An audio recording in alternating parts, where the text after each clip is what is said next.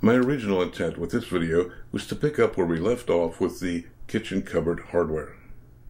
I wanted to do a variation on a theme. Let's call it rustic modern. But somehow this video just kind of took off with a life of its own. So that there's not a lot of redundancy, I've put links to videos of things that I have already covered. For example, veining with the reciprocating hammer, or the tool that I made for straight cutting, or in this video, cutting with the jigsaw, or also the on-off magnets. So if you'll look below, you'll see a link to those videos. Here I'm using the same backing strip as I did in the previous video. In my mind, I had this idea of a pine tree, but I'd forgotten that I wanted to use the existing holes for the old handles. So it's a little spread out for a pine tree.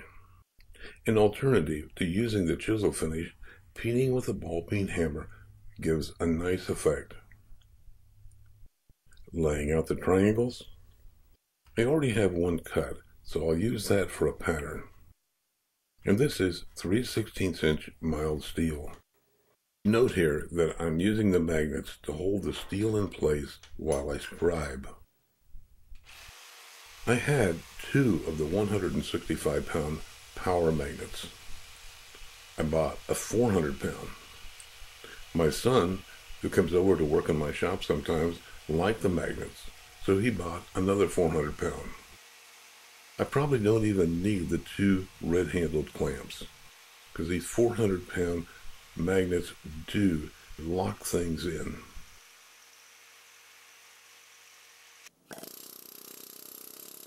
Using the reciprocating hammer chisel for a texture. Now this setup has served me well for adding a texture to copper, brass, and steel. Using mild steel for the backing plate. It is much easier for me to set up the drill press using these magnets compared to clamps.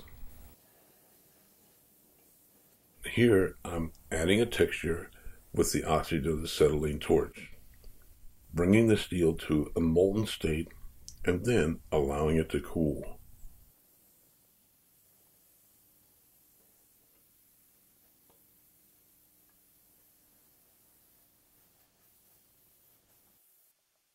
Because of the heat, these are a bit warped. Using the small anvil for flattening.